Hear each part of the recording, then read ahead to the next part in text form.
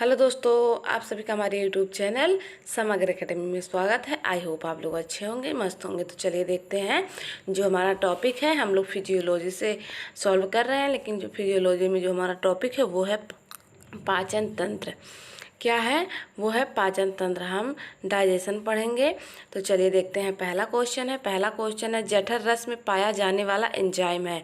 तो जो जठर रस में पाया जाता है वो कौन सा एंजाइम है? तो क्या है? एमाइलेज है, पेप्सिन है, लाइपेज है, ट्रिप्सिन है। तो क्या है दोस्तों? हाँ, तो ये क्या है? तो देखिए पेप्सिन क्या है? ये जठर रस में पाया जाता है। क्या करता है पेप्सिन? ये जठर रस में पाया जाता है। और देखिए जो ये जठर रस कहाँ से स्रावित होता है ये आप लोगों को अगर तो ये कहाँ से स्रावित होता है? तो ये अमाशय में। कहाँ? अमाशय में। कहाँ होता है? अमाशय में। अमाशय में क्या होता है? ये स्रावित होता है। ये अमाशय एक ग्रंथि है जहाँ से क्या होता है? ये जठर रस जो एंजाइम है उसे क्या कहते हैं? पेप्सिन कहते हैं। यहीं में एक होता है रेनिन। रेनिन किसे पचाने के काम में आता है? तो दूध को पचाने में काम आता है। अगर देखिए जो ये जठर रस का अगर पीएच मान आप लोग देखेंगे तो इसका पीएच मान होता है 10.9 से 1.5 होता है। और क्या इसे क्या कहते हैं? HCl कहते हैं इसे। और क्या कहते हैं? HCl। ये कहाँ पर HCl कहाँ पर स्रावित होता है? तो ये HCl कहाँ पर स्रावित होता है दोस्तों? तो अमाशय में स्रावित होता है। तो आप लोगों को इतना पता चल गया होगा। तो ऑप्शन क्या है हमारा? पेप्सिन है। Option B is the right answer. Next देखेंगे। ये देखिए पाचन तंत्र की मांसपेशियों में मांसपेशियों के कमजोर होने से होने वाली कब्ज को कहते हैं। तो क्या कह रहा है? पाचन तंत्र की मांसपेशियों के कमजोर होने से होने वाले कब्ज को कहते हैं। क्या? आंत का कब्ज, एंटोनिक कब्ज, स्पास्टिक कब्ज, गुदाद्वार की कब्ज। तो क्या कहते हैं दोस्तों? तो उसे कहते हैं एंटोनिक कब्ज कहते हैं। क्या कहते हैं? एंटोनिक कब्ज कहते हैं। ऑप्शन ये क्या हो जाएगा? एंटोनिक कब्ज, यानी कि हमारा दूसरे का क्या हो जाएगा? बी सही हो जाएगा। अगला देखेंगे। बड़ी आंत का भाग है। बड़ी आंत का क्या भाग है? अभ्रांत्र है, कोलन है, मलाशय है, सभी है। तो बड़ी आंत का जो भाग है देखिए वो अभ्रांत भी है, कोलन भी है और मलाशय भी है। ये सभी क्या है? ये बड़ी आंत का है। बड़ी आंत का क्या है? ये क्या है दोस्तों? ये ऐसे ऐसे क्या रहता है? ये बड़ी आंत रहती है। इसके बीच में क्या होता है? ये छोटी आंत यहाँ रहती है। ठीक, तो मलाशय यहाँ पर होता है। तो ये सब क्या है? ये बड़ी आंत का क्या है? भाग है। नेक्स्ट है 4 नंबर। देखिए यह पाचक रस बिना पचे कार्बोज को डाइसेकेराइड में परिवर्तित करता है। क्या? Amylase, trypsin, chymotrypsin, lipase. तो क्या है? क्या कह रहा है? कौन सा पाचक रस है जो डाइसेकेराइड में परिवर्तित करता है? तो एमाइलेज क्या कहता है? ये पाचक रस के बिना पचे कार्बोज को क्या करता है? डाइसेकेराइड में परिवर्तित करता है। यानी कि ऑप्शन ए क्या हो जाएगा? हमारा सही हो जाएगा। नेक्स्ट देखेंगे। 5 नंबर क्वेश्चन है। छोटी आंत 3 भागों में बटी होती है, पक्वाशय, मध्यांत्र और तीसरा क्या करना है? हमें बताना है। देखिए छोटी आंत किसमें? पक्वाशय और मध्यांत्र। जैसे बड़ी आंत आप लोगों ने देखा किसमें बटी हुई होती थी? अध्रांत्र, कोलन और मलाशय। तो ऐसे इसमें बताना है। तो देखिए मलाशय नहीं होगा। ये क्यों? क्योंकि ये बड़ी आंत में होता है। अध्रांत्र नहीं होगा क्योंकि ये बड़ी आंत में होता है, अभी आप लोगों ने देखा। कोलन नहीं होगा क्योंकि ये बड़ी आंत में होता है। तो क्या बच रहा है दोस्तों? तो शेषांत्र बच रहा है। तो क्या हो जाएगा हमारा? शेषांत्र क्या हो जाएगा? हमारा सही हो जाएगा। चलिए आगे बढ़ेंगे। ये देखिए क्या कह रहा है? यकृत में बनने वाले पाचक रस को कहते हैं। जो यकृत में पाचक रस बनता है उसे क्या कहते हैं? अमीनो अम्ल कहते हैं, पित्तरस कहते हैं, आंतरस कहते हैं, लार कहते हैं। लार कहाँ बनता है? तो ये मुंह में बनता है। आंतरस आंत में बनेगा, अमीनो अम्ल नहीं होता है। ये क्या है? अमीनो अम्ल क्या है? एक प्रोटीन है। तो रस पूछ रहा है दोस्तों, तो वो पित्त है। पित्त क्या होता है? ये यकृत में बनता है। जो ये पित्ताशय की थैली होती है उसमें जाकर के पित्तरस क्या हो जाएगा? इकट्ठा हो जाता है। लेकिन अगर पूछा जाए बनता कहाँ है तो आप लोग क्या बताइएगा कि यकृत में बनता है, लेकिन जो इकट्ठा होता है वो पित्त की थैली में क्या होता है, इकट्ठा होता है। तो ऑप्शन क्या हो जाएगा हमारा, बी ऑप्शन सही हो जाएगा। अगला देखेंगे 7 नंबर क्वेश्चन है। हाँ, इसे देखिए, कह रहा है निम्न में से किसको जंतु स्टार्च भी कहा जाता है। क्या ग्लाइकोजन है, डेक्स्ट्रीन है, सेलुलोज है, पेक्टिन है। तो कह रहा है जंतु स्टार्च किसे कहते हैं, जंतु स्टार्च किसे कहते हैं दोस्तों। तो देखिए जंतु स्टार्च हम ग्लाइकोजन को कहते हैं, किसे, ग्लाइकोजन को। ये पेड़ पौधे में नहीं पाया जाता है। ग्लाइकोजन क्या होता है, ये पेड़ पौधे में नहीं पाया जाता है। कहाँ, ये पेड़ पौधों में नहीं पाया जाता है, ये पेड़ पौधों में नहीं पाया जाता है। ये सिर्फ क्या होता है, जंतु में ही पाया जाता है। हाँ, ये क्या है, ग्लूकोज का ही संग्रहित रूप होता है। देखिए ग्लूकोज जब शरीर में इकट्ठित होता है, जैसे मानव शरीर है, अगर ग्लूकोज इनके शरीर में इकट्ठित हो रहा है तो वो किसके रूप में होता है, वो ग्लाइकोजन के रूप में होता है। और जब शरीर को क्या ज़रूरत पड़ती है, ऊर्जा की ज़रूरत पड़ती है, तो ये फिर ग्लूकोज के रूप में टूट जाता है।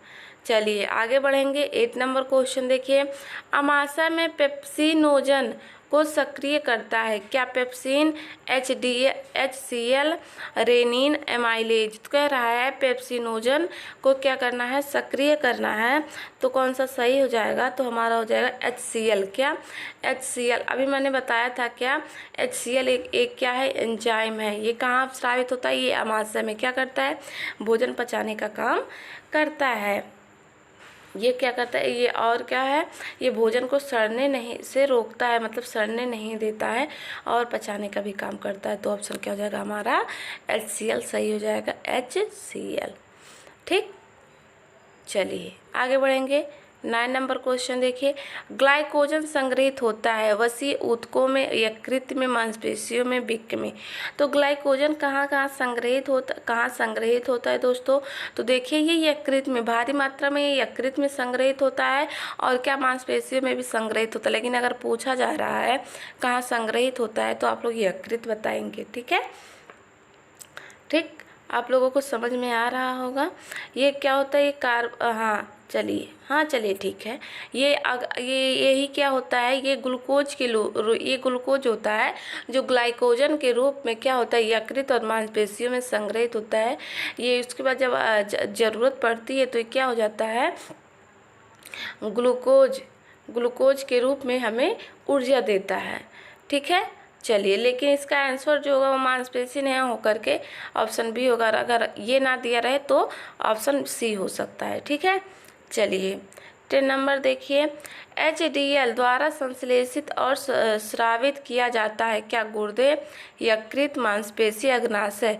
HDL किसके द्वारा क्या किया जाता है, हाँ, संश्लेषित और स्रावित किया जा सकता है, ये हमें बताना है। तो किसके द्वारा HCl स्रावित किया जा सकता है दोस्तों, तो ये यकृत के द्वारा क्या होता है, स्रावित होता है। क्या होता है, ये यकृत के द्वारा क्या होता है, स्रावित होता है। ऑप्शन क्या हो जाएगा हमारा, हाँ, तो क्या हो जाएगा, ये यकृत के द्वारा संश्लेषित और स्रावित होता है। तो ऑप्शन क्या हो जाएगा, बी हमारा सही हो जाएगा। नेक्स्ट देखेंगे, इसको थोड़ा सा छोटा करते हैं। चलिए देखते हैं, एसिड माध्यम में प्रोटीन के पाचन के लिए कौन सा एंजाइम उत्तरदायी जिम्मेदार है।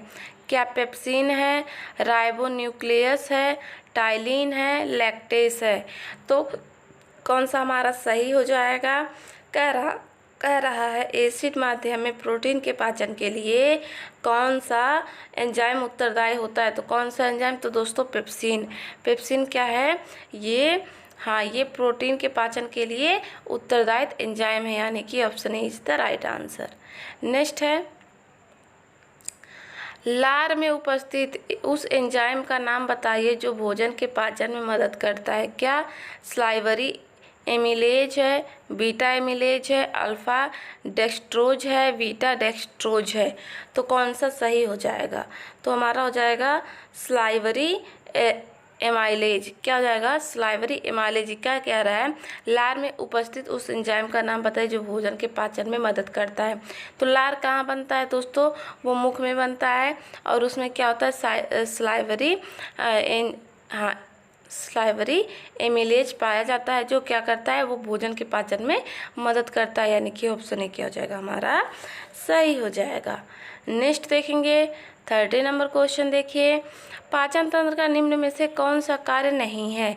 भोजन का छोटे अणुओं में टूटना, भोजन से पोषक तत्व अणु अवशोषित करना, गैर पचने योग्य अपशिष्ट को हटाना, शरीर की सभी कोशिकाओं तक ऑक्सीजन ले जाना। तो कह रहा है पाचन तंत्र का निम्नलिखित में से कौन सा कार्य नहीं है। तो देखिए जो पाचन तंत्र का कार्य क्या है, वो शरीर की सभी कोशिकाओं तक ऑक्सीजन ले जाना। शरीर के तो ये क्या करता है, ये ब्लड का काम होता है। जो शरीर की सभी कोशिकाओं तक क्या होता है ऑक्सीजन ले जाता है, वो क्या करता है, वो ब्लड का काम होता है।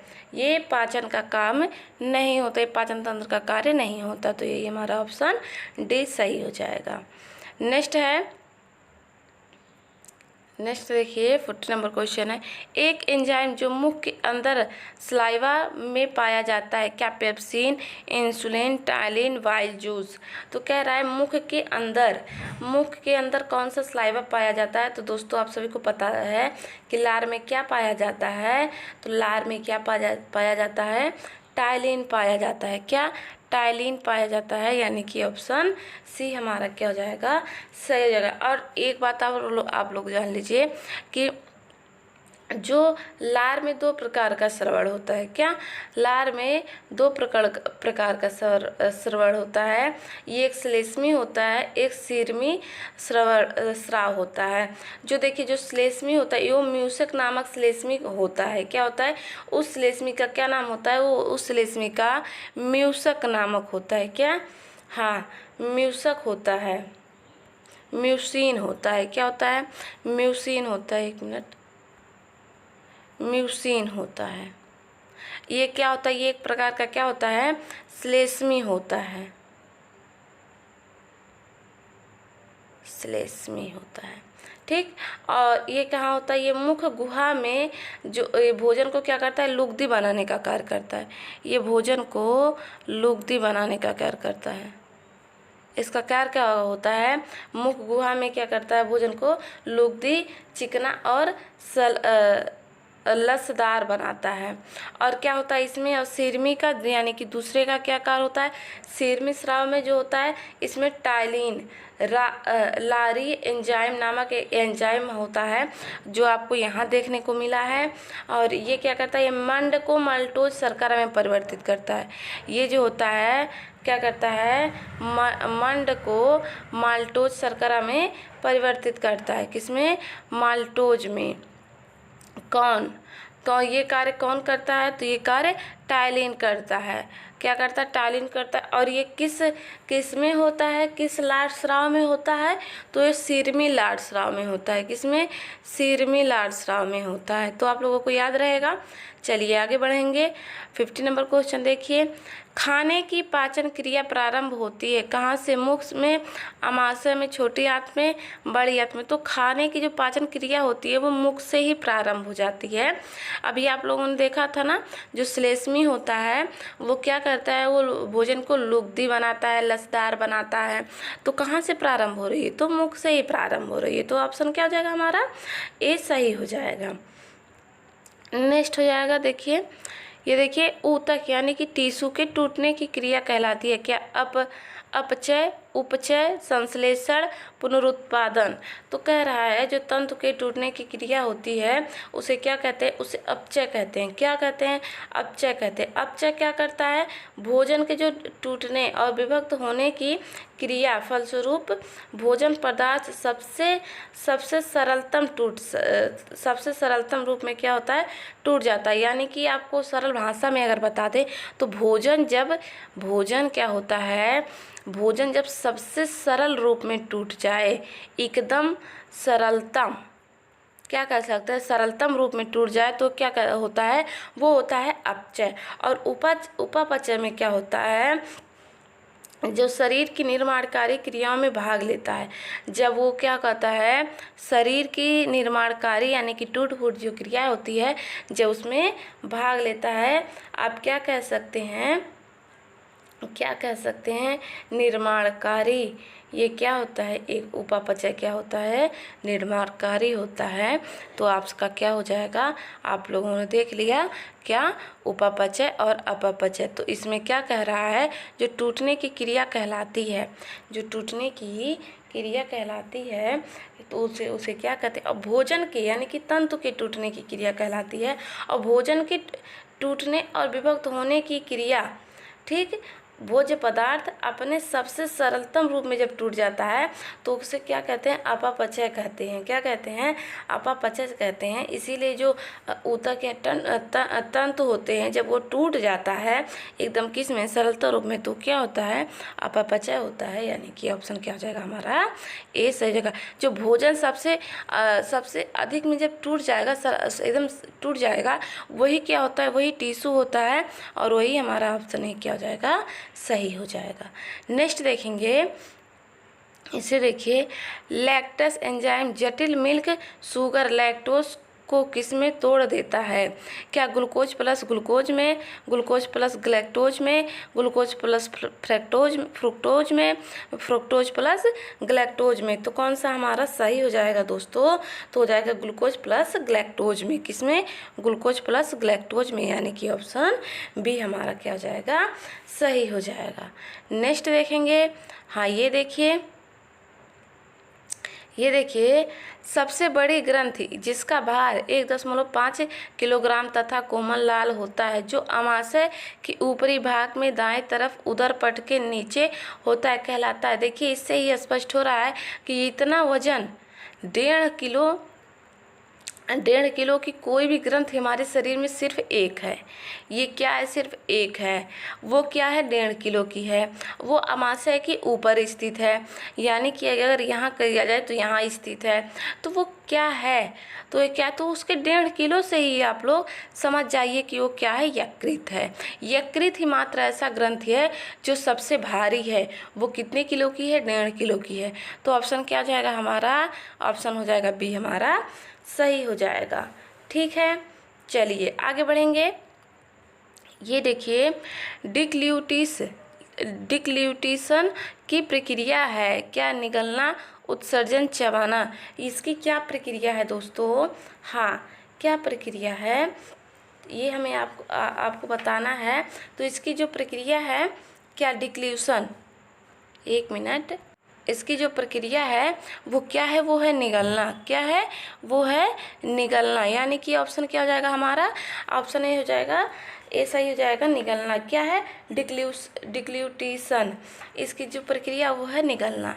चलिए आगे बढ़ेंगे। 20 नंबर क्वेश्चन देखिए, निम्नलिखित में से कौन उदर आंत्र नलिका का भाग नहीं बनाता, क्या यकृत है, पित्ताशय, अग्नाशय, सभी। तो कौन सा सही हो जाएगा, तो देखिए कह रहा है उदर आंत्र नलिका का भाग नहीं बनता, तो वो सभी हैं। क्या, सभी हैं। ऑप्शन डी क्या हो जाएगा हमारा, सभी सही हो जाएगा। नेक्स्ट देखेंगे, ये देखिए छोटा छोटा क्वेश्चन है, लार में पानी की मात्रा कितने प्रतिशत होती है। तो लार में जो पानी की मात्रा होती है वो 99, देखिए 96 दिया है, 43.7 है, 99.27 है और 45 है। तो जो लार में मात्रा कितनी है पानी की, वो 99.27% है। ये क्या है, ये पानी की मात्रा है। ऑप्शन सी क्या हो जाएगा हमारा, सही हो जाएगा। नेक्स्ट है 22 नंबर क्वेश्चन देखिए, उदर आंत्र नलिका की आधारभूत प्रेरक गति कहलाती है। इसको थोड़ा सा बड़ा करते हैं, क्या कहलाती है, उदर आंत्र नलिका की आधारभूत प्रेरक गति कहलाती है। डैश है खाली स्थान, क्या संकुचन है, मैस्टिकेशन है, निष्कासन है, पेरिस्टाल्सिस है। तो कह रहा है हाँ, उदर आंत्र नलिका की आधारभूत प्रेरक गति पेरिस्टाल्सिस क्या है, पेरिस्टाल्सिस कहलाती है। यानी कि option D is the right answer. Next है 23 नंबर क्वेश्चन देखिए, भोजन का चबाया जाना कहलाता है, क्या पाचन, पीसना, मैस्टिकेशन, कोई नहीं। तो कह रहा है भोजन का भोजन का चबाया जाना क्या कहलाता है? तो पीसना कहलाता है। क्या हम भोजन को क्या करते हैं? पीसते हैं, उसे एकदम तोड़ते हैं। तो ऑप्शन क्या हो जाएगा? बी सही हो जाएगा। नेक्स्ट है छोटा छोटा क्वेश्चन है 24 नंबर क्वेश्चन देखिए। डैश डैश कोशिकाएं अमाशय में अम्ल विलय स्रावित करती हैं। क्या मुख्य पार्श्विक ऑक्सीटिक पेप्टाइड। तो कह रहा है कि कोशिकाएं अमाशय में विलय स्रावित करती हैं। क्या सही हो जाएगा? तो हो जाएगा पार्श्विक। क्या हो जाएगा? पार्श्विक। ऑप्शन क्या हो जाएगा? बी सही हो जाएगा। नेक्स्ट है 25 नंबर क्वेश्चन है। 25 नंबर क्वेश्चन है अमाशय के कोटर यानी कि आंत्रतम की जी कोशिकाएं द्वारा स्रावित होता है। क्या पेप्सिन, एमाइलेज, रेनिन, गैस्ट्रीन। तो क्या स्रावित होता है? किससे? आंत्रम की जी से। क्या स्रावित होता है? तो गैस्ट्रिक स्रावित होता है। क्या स्रावित होता है? गैस्ट्रिक स्रावित होता है। हाँ, ये किससे स्रावित होता है? ये अमाशय के कोटर उसका नाम आप लोग याद रखिएगा, और अंतरम की जी कोशिकाओं से स्रावित होता है। ये अमाशय के क्या होता है? ये भीतरी परत में श्लेष्मिक झिल्ली होती है। अमाशय के ये जो होता है इसके भीतरी परत में यानी कि एकदम अंदर की जो होती है, यहाँ की आप लोग कह सकते हैं श्लेष्मिक झिल्ली होती है। क्या होती है? एक श्लेष्मिक झिल्ली होती है जिसमें छोटी छोटी दो ग्रंथियाँ होती हैं जिसे अमाशयी ग्रंथि कहते हैं। ये क्या होता है? ये ग्रंथियों से निकलने वाला रस आमाशयी रस होता है, इसे ही जठर रस कहते हैं। अगर आप लोग देखेंगे तो ये गैस्ट्रीन है, गैस्ट्रीन ही क्या होता है? जठर रस। तो इसके देखिए अमाशय की क्या होता है? दो छोटी छोटी ग्रंथियाँ हैं, ठीक, उसी से ये निकलती हैं। चलिए आगे बढ़ेंगे। 26 नंबर क्वेश्चन देखिए। उदर स्राव अम्ल का बना होता है। क्या नाइट्रिक है, और क्या एसिटिक है, सल्फ्यूरिक है, हाइड्रोक्लोरिक है। उदर स्राव का अम्ल बना होता है तो क्या किससे बना होता है दोस्तों? तो वो हाइड्रोक्लोरिक बना होता है। क्या? HCl। क्या होता है? HCl। ये क्या है? ये हाइड्रोक्लोरिक है। Option D is the right answer. Next देखेंगे 27 नंबर क्वेश्चन देखिए। कार्बोहाइड्रेट के पाचन के लिए क्या है? एमाइलेज एंजाइम डैश द्वारा स्रावित किया जाता है। क्या मुख्य, अग्नाशय, अमाशय, AB दोनों। तो कह रहा है कार्बोहाइड्रेट के पाचन के लिए एमाइलेज एंजाइम क्या होता है? मुख्य और अग्नाशय द्वारा स्रावित किया जाता है। तो ऑप्शन ए और बी दोनों हमारा क्या हो जाएगा? सही हो जाएगा, यानी कि ऑप्शन डी। चलिए आगे बढ़ेंगे। 28 नंबर क्वेश्चन देखिए क्या कह रहा है। ऑक्सीटिक ग्रंथियों का भी कहते हैं। क्या? उदर ग्रंथि, आंत्र ग्रंथि, कार्डियक ग्रंथि, वायुकोशीय ग्रंथि। तो इसे क्या कहते हैं? इसे कहते हैं उदर ग्रंथियाँ। इसे क्या कहते हैं? उदर ग्रंथियाँ। क्या? ऑक्सीटिक ग्रंथि को उदर ग्रंथि कहते हैं, यानी कि ऑप्शन ए क्या हो जाएगा हमारा? सही हो जाएगा। चलिए आगे बढ़ेंगे। 29 नंबर क्वेश्चन देखिए, इसको थोड़ा सा छोटा करेंगे। स्थूल खाद्य बड़ी आंत की गति को उद्दीप्त करने में एक उपयोगी भूमिका निभाते हैं। क्या सत्य है, असत्य है, विवादित है, संबंधित नहीं है? तो वो क्या है? वो सत्य है। क्या? स्थूल खाद्य बड़ी आंत की गति को उद्दीप्त करने में एक उपयोगी भूमिका निभाते हैं, वो एक सत्य है। यहाँ पर मैं लिख भी देती हूँ, ये क्या है? ये सत्य है। चलिए नेक्स्ट देखेंगे, और इस सेशन का ये लास्ट क्वेश्चन है। पोषक तत्वों का अधिकांश अवशोषण होता है। क्या? मुंह में, अमाशय में, छोटी आंत में, बड़ी आंत में। तो कह रहा है जो पोषक तत्व का क्या होता है? पोषक तत्व का अधिकांश अवशोषण होता है वो छोटी आंत में होता है। कहाँ होता है? छोटी आंत में होता है, यानी कि option C is the right answer. अगर आप लोग कहेंगे तो इसका पार्ट 2 भी लाएंगे, क्योंकि वीडियो लंबा हो जा रहा था, इसलिए मैंने 30 ही क्वेश्चन रखा है। तो आप लोगों को हमारा वीडियो तो पसंद आया ही होगा, आप लोग इससे पढ़ते रहिएगा, अच्छे अच्छे क्वेश्चन आप लोगों के लिए भी लाएंगे। और आप लोग टेलीग्राम पे देखिए, कमेंट बॉक्स में मैंने क्या कर दिया है, टेलीग्राम का लिंक दे दिया है, वो भी जिस पे क्या होता है क्यूज कराया जाता है, किस पे, जिस पे क्यूज कराया जाता है उसका मैंने लिंक कमेंट बॉक्स में दे रखा है, वहाँ से आप लोग जा कर के ज्वाइन कर लीजिएगा। वहाँ पर डेली आपका 10 AM पे क्या होता है, क्यूज होता है। वो भी इस समय प्रीवियस ईयर क्यूज कराया जा रहा है, 50 क्वेश्चन का होता है। आप लोग ज्वाइन कर लीजिए, आप लोगों को बहुत ही बेनिफिट मिलेगा। यहाँ हमारे क्वेश्चन सॉल्व करिएगा और वहाँ पर क्या करिएगा, क्यूज सॉल्व करिएगा। दोनों से आप लोगों का क्या हो जाएगा, अच्छे से तैयार हो जाएगा। तो अगर मिलेंगे नेक्स्ट वीडियो में ऐसे ही क्वेश्चन के साथ, हमारे चैनल को सब्सक्राइब कर दीजिएगा और ज़्यादा से ज़्यादा दोस्तों शेयर करिएगा। आप लोग चैनल को आप लोग वीडियो को शेयर नहीं करते हैं तो आप लोग शेयर कर दीजिएगा। आप लोगों के लिए मैं बहुत मेहनत करती हूँ, आप लोग जो कहते हैं मैं वही लाती हूँ। तो चलिए नेक्स्ट वीडियो में मिलते हैं ऐसे क्वेश्चन के साथ।